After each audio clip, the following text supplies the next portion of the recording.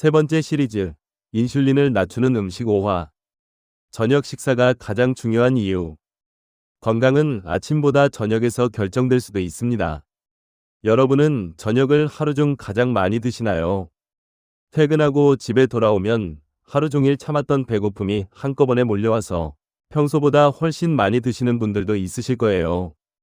혹시 건강을 위해 아침은 달걀이니 채소니 꼼꼼하게 챙기면서 정작 저녁은 피곤하다는 이유로, 바쁘다는 이유로 아무렇게나 드시고 계시지는 않으신가요? 사실 많은 분들이 아침 식사의 중요성은 잘 아세요. 아침은 하루를 시작하는 식사니까 잘 챙겨야 한다는 이야기를 워낙 많이 들어왔으니까요. 그런데 저녁 식사에 대해서는 어떻게 생각하세요? 저녁은 그냥 하루를 마무리하는 식사니까 대충 먹어도 된다고 생각하시는 분들도 있고, 아니면 반대로 저녁을 굶는 게 건강에 더 좋다고 생각하시는 분들도 있을 거예요. 오늘은 그 두 생각 사이에서 진짜 이야기를 해드리려고 합니다. 왜 저녁 식사가 하루 건강에 중요한 열쇠가 될 수 있는지, 어떤 저녁 식사가 몸에 더 안정적으로 작용하는지, 그리고 오늘 저녁부터 바로 시도해볼 수 있는 작은 변화가 무엇인지를 함께 이야기해 볼게요. 어렵지 않아요. 오늘 영상이 끝날 때쯤 오늘 저녁 식탁이 조금 달라질 수 있을 거예요. 저녁 식사가 왜 중요한지를 이야기하려면 먼저 저녁이 하루 중 어떤 위치에 있는 식사인지를 생각해 봐야 해요. 저녁 식사는 하루의 마지막 식사예요. 저녁을 먹고 나면 밤새 잠을 자는 동안 아무것도 먹지 않는 긴 공복 시간이 시작돼요. 그 공복 시간이 8시간에서 10시간 혹은 더 길어질 수도 있어요. 그러니까 저녁 식사는 단순히 오늘 하루를 마무리하는 식사가 아니에요. 밤새 이어질 긴 공복을 어떻게 준비하느냐의 식사이기도 해요. 잠들기 전에 집을 정리하는 것과 비슷해요. 내일 아침을 편하게 시작하려면 오늘 밤 집이 어느 정도 정돈되어 있어야 하잖아요. 설거지가 쌓여 있거나 빨래가 널려 있거나 주방이 지저분한 채로 자면 다음날 아침부터 기분이 개운하지 않죠. 저녁 식사도 마찬가지예요. 저녁을 어떻게 먹느냐가 밤사이 몸이 어떻게 회복하고 정비하는지에 영향을 줄 수 있고, 그게 다음날 아침의 컨디션이나 첫 식사 패턴에도 영향을 줄 수 있어요. 저녁을 너무 많이, 너무 늦게 먹으면 소화 부담이 커지고 혈당이 높은 채로 잠자리에 들게 될 수 있어요. 반대로 저녁을 너무 조금 먹거나 아예 굶으면 밤사이 배고픔이 심해져서 수면의 질이 낮아지거나 다음날 아침에 과식으로 이어지기도 해요. 저녁은 하루를 마무리하는 중요한 식사예요. 그 중요성을 제대로 이해하는 것에서 변화가 시작됩니다. 많은 분들이 저녁을 늦게 드시는 경우가 많아요. 퇴근이 늦어지거나 저녁 약속이 있거나 집에 와서 씻고 준비하다 보면 어느새 밤 9시, 10시가 되는 경우도 흔하죠. 그리고 그 늦은 시간에 한꺼번에 많이 드시게 되는 경우가 생겨요. 하루 종일 바빴으니까, 제대로 못 먹었으니까 이제 좀 먹어야겠다는 마음이 드는 거죠. 그런데 늦은 시간의 과식이 몸에 부담이 될 수 있다는 이야기는 여러 연구에서 나오고 있어요. 왜 그럴까요? 낮에 활동하는 동안은 몸이 들어오는 에너지를 쓸 기회가 있어요. 걷고, 움직이고, 일하고, 생각하면서 에너지를 소비해요. 그런데 밤에 자기 직전에 많은 음식이 들어오면 몸이 그 에너지를 쓸 기회가 없어요. 움직이지 않고 누워서 자는 동안 들어온 에너지는 저장되는 방향으로 처리될 가능성이 높아져요. 또 밤늦게 많이 먹으면 소화가 이루어지는 동안 수면의 질이 낮아질 수 있다는 이야기도 있어요. 물론 모든 사람에게 똑같이 적용되는 건 아니에요. 생활 패턴이 다르고 몸 상태도 다르니까요. 무조건 저녁을 일찍 먹어야 한다거나 늦게 먹으면 안 된다고 단정하는 게 아니에요. 다만 가능하다면 일정한 시간에 적당한 양으로 먹는 습관을 만들어가는 것이 도움이 될 수 있어요. 그게 현실적으로 어렵다면 야식이나 자기 직전에 과식만 줄여보는 것부터 시작해도 충분합니다. 그렇다면 저녁에 어떤 음식을 어떻게 구성하는 게 좋을까요? 4화에서 아침 식사의 균형 잡힌 구성을 이야기 드렸는데 저녁도 기본 원칙은 비슷해요. 단백질, 채소, 적당한 탄수화물, 그리고 건강한 지방이 함께 어우러지는 식사가 이상적이에요. 구체적인 예를 들어드릴게요. 생선 구이에 나물 2~3가지, 그리고 현미밥 1공기 정도가 균형 잡힌 저녁 식사의 한 가지예요. 생선에서 단백질과 건강한 지방을 얻고, 나물에서 식이섬유와 다양한 영양소를 얻고, 현미밥에서 에너지원을 얻는 구성이에요. 두부조림이나 된장찌개에 들어간 두부와 채소, 잡곡밥의 조합도 좋아요. 식물성 단백질인 두부와 된장의 발효 성분, 채소의 식이섬유, 잡곡밥의 복합 탄수화물이 균형 있게 들어가는 거죠. 닭가슴살이나 살코기를 좋아하시는 분들은 샐러드와 함께 드시거나 찐 고구마와 함께 드시는 것도 좋은 조합이에요. 다만 여기서 강조하고 싶은 건 이 예시들이 정답이라는 게 아니에요. 우리가 평소에 먹는 한식 상차림이 사실 굉장히 균형 잡힌 구성을 가지고 있어요. 밥과 국, 단백질 반찬, 나물 반찬, 김치 정도만 갖춰도 충분히 균형 있는 저녁 식사가 될 수 있어요. 특별한 식단이 필요한 게 아니에요. 지금 드시는 저녁 식사에서 채소를 한 가지 더 올리거나 단백질 반찬을 한 가지 추가하는 것만으로도 충분히 의미 있는 변화가 될 수 있어요. 저녁을 굶으면 더 건강해질까요? 이 질문을 하시는 분들이 꽤 있어요. 다이어트를 하거나 건강에 관심이 생기면 저녁을 굶는 것이 효과적이라는 이야기를 들어보신 분들이 많으실 거예요. 그런데 저녁을 무조건 굶는 것이 정답이라고 하기는 어려워요. 일부 사람들에게 특정 상황에서는 저녁 식사를 줄이거나 간단하게 먹는 것이 맞을 수 있어요. 하지만 모든 사람에게 저녁을 굶는 것이 좋은 건 아니에요.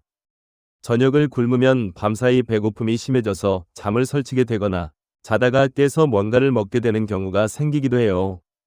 또 다음날 아침에 과식하거나 오전 내내 무기력하고 집중이 안 되는 경험을 하시는 분들도 있어요. 그리고 특히 중년 이후에는 근육 유지를 위해 저녁에도 적절한 단백질을 공급해주는 게 중요할 수 있어요. 근육은 식사에서 들어오는 단백질로 유지되고 보충되는데 저녁을 굶으면 밤사이 단백질 공급이 끊기는 거잖아요. 저녁을 아예 굶는 것보다는 저녁을 더 일찍 먹거나 야식을 줄이거나 저녁 양을 조금 줄이는 것이 더 현실적이고 지속 가능한 접근일 수 있어요. 굶기보다 자신에게 맞는 식사 습관을 찾는 것이 훨씬 더 중요합니다. 중년 이후에는 저녁 식사가 왜 더 중요해질까요? 40대, 50대, 60대 이후에는 활동량이 젊을 때보다 줄어드는 경우가 많아요. 퇴근하면 집에서 쉬는 시간이 길어지고 전체적으로 몸을 움직이는 시간이 줄어들어요. 그런데 이 시기에 또 중요한 게 있어요.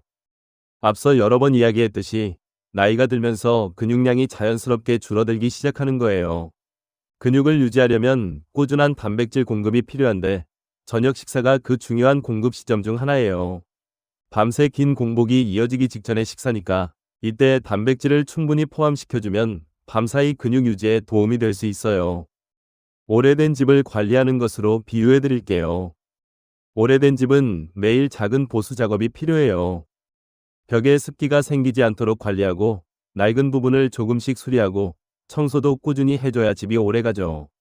그 마지막 점검이 바로 자기 전 저녁의 관리예요. 우리 몸도 비슷해요.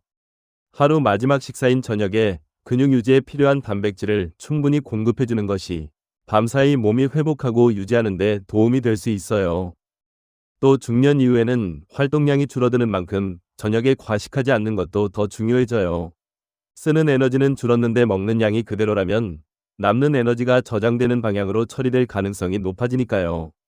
적당한 양의 균형 잡힌 저녁 식사. 이게 중년 이후 건강관리의 중요한 열쇠 중 하나예요. 저녁 식사에서 많은 분들이 자주 하시는 실수들을 솔직하게 이야기해 볼게요. 첫 번째, 야식이에요. 저녁을 먹고 나서 두세 시간이 지난 후 텔레비전을 보다가 또는 자기 전에 습관적으로 뭔가를 드시는 분들이 많아요. 배가 고파서라기보다는 습관이거나 심심해서거나 드라마를 보면 손이 자동으로 과자 봉지를 찾는 거예요. 야식 자체가 무조건 나쁜 건 아니지만 자기 직전의 야식은 소화 부담과 수면의 질에 영향을 줄 수 있어요. 두 번째, 폭식이에요. 하루 종일 바빠서 제대로 못 먹다가 저녁에 한꺼번에 몰아서 드시는 분들이 있어요.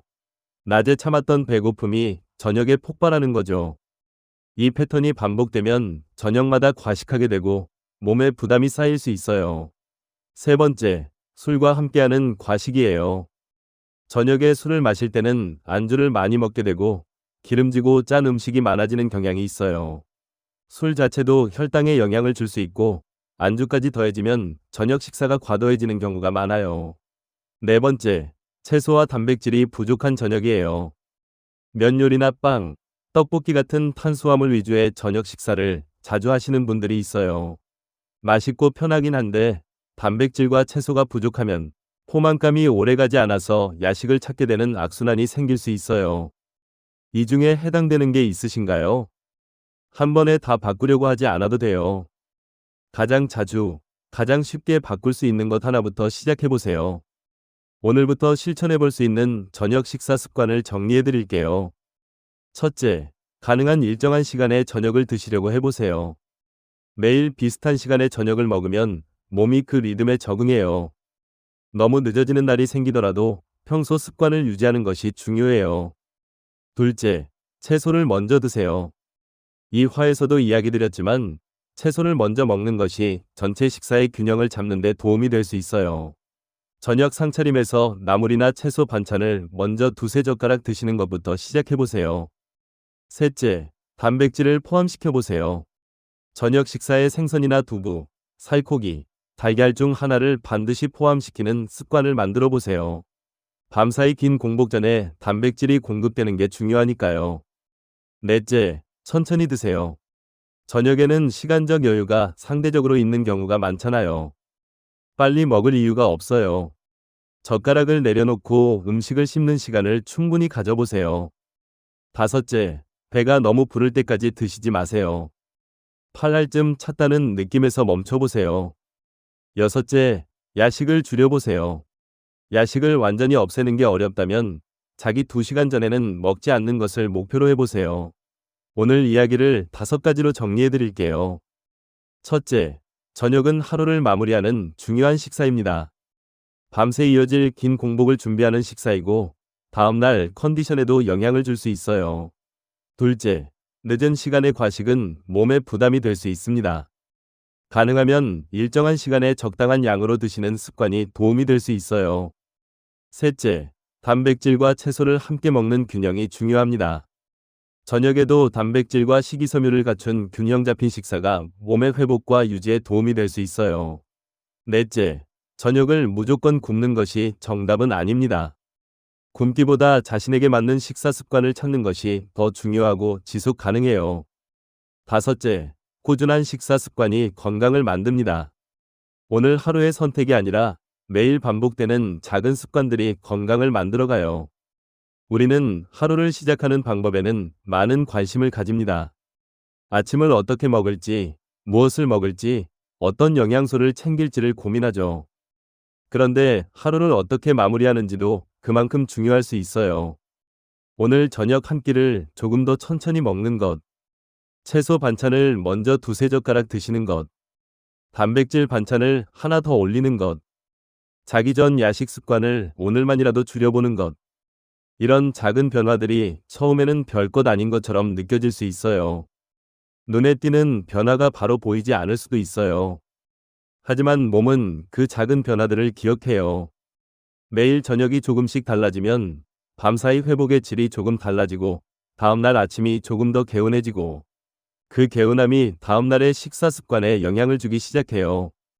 건강은 특별한 날의 거창한 결심보다 평범한 저녁을 어떻게 보내는지에서 만들어질 수 있어요. 오늘 저녁 식탁이 여러분의 내일을 조금 더 건강하게 만들어주기를 바랍니다. 오늘도 끝까지 함께 해주셔서 감사합니다. 그렇다면 자연스럽게 이런 질문이 생기실 거예요. 과일은 아무 때나 먹어도 되는 건가요?